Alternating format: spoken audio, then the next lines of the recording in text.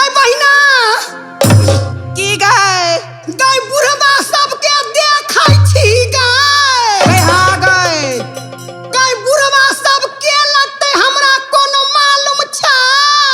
के लगतौ गाय गाय देखै छी जत्ते बुढ़वा बैठल छौ ने हाँ गाय बुढ़वा हमर के लगते मालूम छौ ना के लगतौ गाय गाय बुढ़वा सब हमर दियोर हेतै गाय आई छोटका छौरा